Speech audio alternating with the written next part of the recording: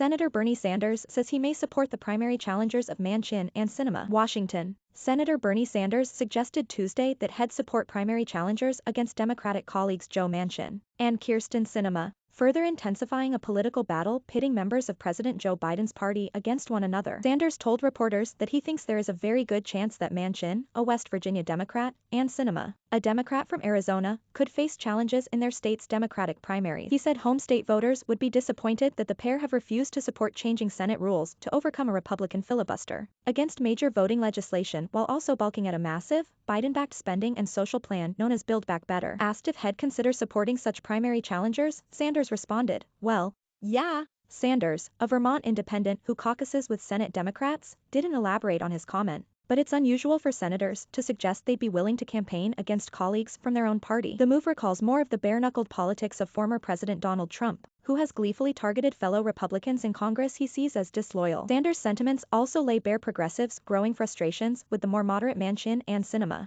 whom the left has blamed for stalling many of Biden's top legislative priorities. Manchin countered that he wouldn't be bothered by a primary challenger. "I've been primaried my entire life. That would not be anything new for me," he said Tuesday, when asked about fellow Democrats urging voters not to back him in a primary. "I've never run an election I wasn't primaried. This is West Virginia. It's rough and tumble. We're used to that. So bring it on."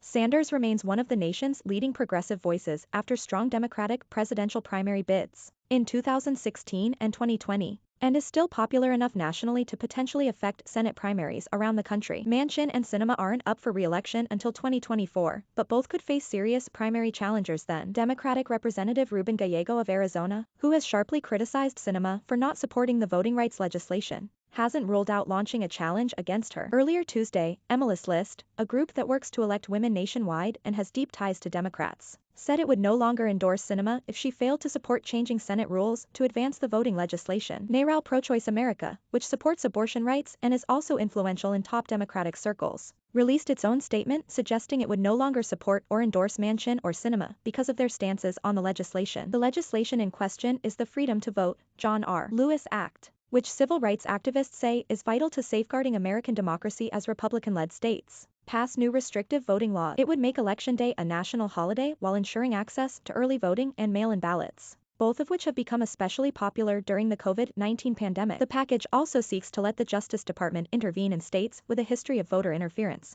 among other changes. Manchin and Sinema say they support the legislation but are unwilling to change Senate rules to muscle the legislation through the chamber over Republican objection. With a 50-50 split, Democrats lack the 60 votes needed to overcome the GOP filibuster.